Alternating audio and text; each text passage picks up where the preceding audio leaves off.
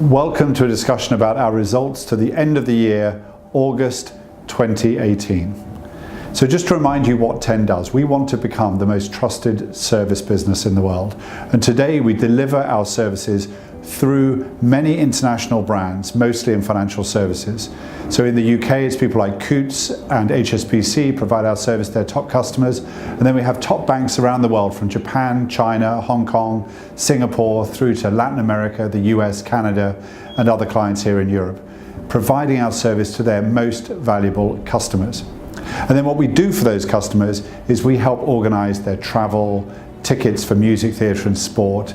We organise restaurants for them, and we do a lot of that aiming to build their trust, earn their trust, and in doing so improve the commercial metrics for our corporate partners. We deliver all of these services in two ways: through our lifestyle managers by phone and email helping our members, and now and increasingly through a self-service platform that allows members to help themselves to hold tables, tickets for events, and to organise their own travel online in the branding of our corporate partners. Across the year, we grew our net revenues by 13%, but there's a stronger story behind that. In the first half, we grew at 6%, and in the second half, we grew at 19%. And that was largely as a result of winning new corporate clients who launched us to new groups of members, the individuals who are their most valuable customers. Also during the year, and this is crucial, we launched our enhanced digital platform. You'll hear more about that later on. We're also delighted that across the year we had stronger metrics in terms of customer satisfaction, how much people enjoyed and benefited from using our service in every single one of our global regions, in EMEA, in APAC and in the Americas. In terms of more financial results, we grew our net revenues very well in Asia. We grew them still at a good rate in the Americas, and we were flat in EMEA, although in the second half we did grow. During the year, our losses grew, as we knew they would, as we invested into international expansion and into our technology platform. You may want to pause on these slides so you can examine the numbers in more detail. In terms of our net revenue growth, we did have some organic growth, so our existing clients grew at 2% across the year, but most of the growth came from new clients in new geographies. They were more expensive for us to deliver while we got set up in those new or immature geographies, but over time we expect those geographies to become just as profitable as our current business is in Europe. One area of very significant spend is everything to do with technology and communications, and that includes our member-facing platform where people can book music, theatre, sport tickets, they can book travel, they can book restaurant tables, and they can tell us more about themselves so we can personalise our service better. We're spending over 10 million in 2018, and that will continue into 2019. And what's important about that is that it helps make our service high quality and also more efficient in future years. This investment in technology, along with other investments, for instance into our senior leadership team and into preparing to enter new markets, has meant that our EBITDA results are down in all three regions as we had expected them to be. However, despite these investments, we ended the year with just over £20 million of cash, which was largely as a result of the IPO proceeds of 25.1 million in the year last November. Operationally, we've made a number of changes to improve the business. One area is in our senior leadership team, where we've added some new faces.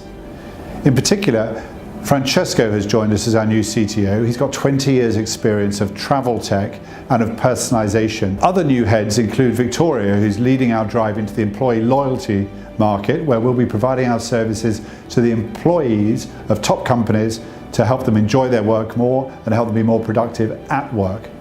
On top of that, David's joined us. Now, David used to work with one of the top banks in the US, running their mass affluent and top-end credit card business, and after that he worked in the retail part at the top end again of that bank. So a perfect CV to join us and grow our business in the US. Across the year we've won several new contracts. One of them is with HSBC. We look after some of their most premium customers through the Jade proposition. Now, if you bank with HSBC and you're the right level of client, then you get our service under the HSBC Jade brand. Now, the more that HSBC Jade invest with us, the more that they should see improved customer metrics in terms of customer acquisition, retention, share of customer, overall customer value. And then we hope in turn that will encourage HSBC to invest more into our part of the Jade proposition. Here's a video that explains how HSBC clients can get the best from the Jade concierge service.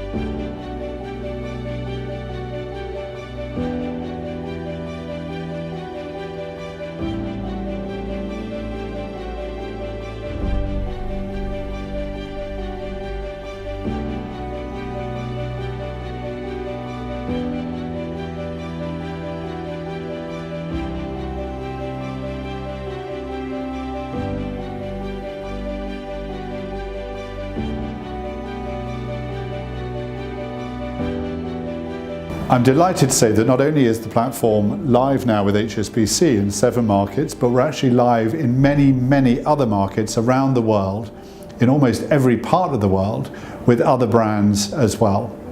And being in market with so many different instances, so many different variables of the digital platform gives us even more credibility when we come to sell to new partners and encourage them to launch our service to their most valuable customers, both in the financial services vertical and in other verticals like the employee loyalty market or the luxury brand market.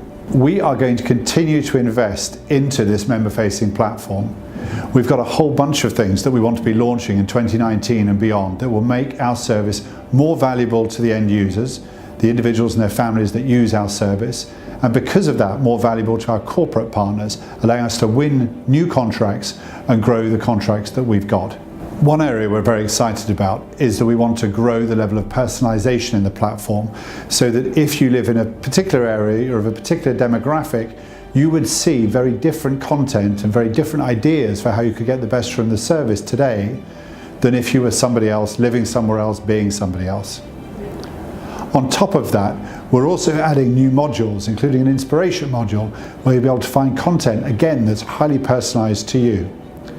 In our high-touch service, one of the things that we're doing is developing bullseye targeting. What that means is that if you phone our service, we can, using your profile and where you're phoning from, direct you to exactly the right lifestyle manager for you.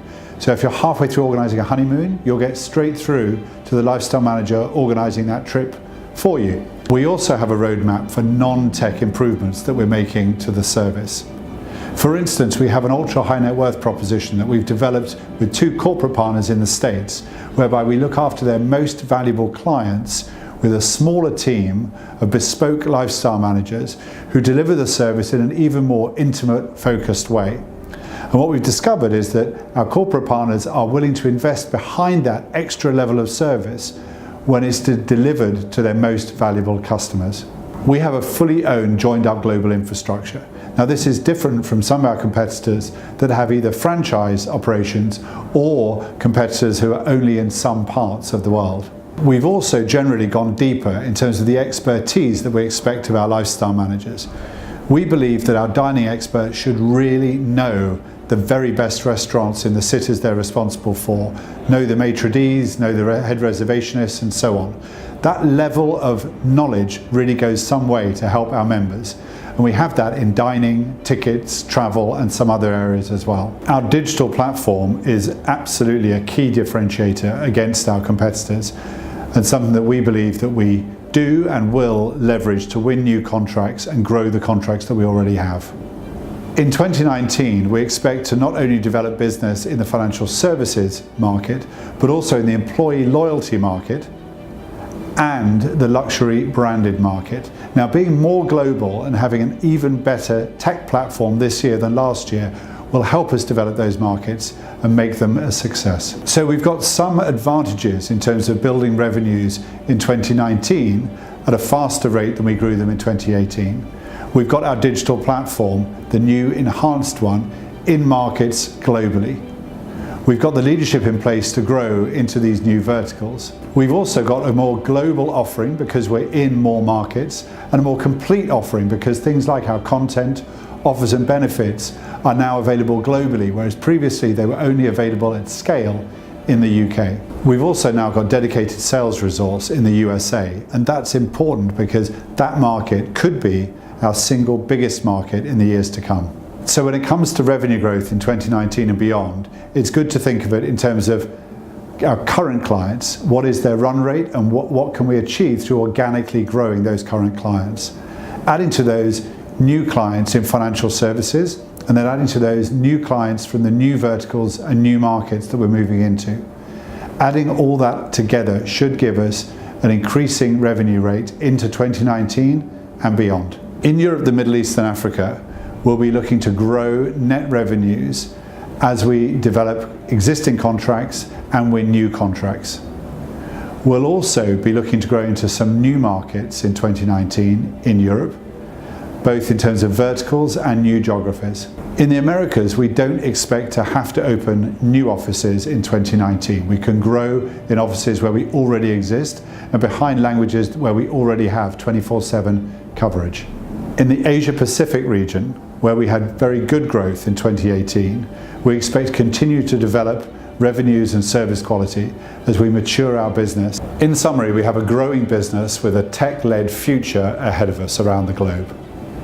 Our job this year is to make sure that we execute on our strategy, grow our net revenues, and improve the operating efficiency in the business. And this in turn will justify the confidence of our current shareholders and new shareholders, such that the market responds in the way that we would like it to. Thank you.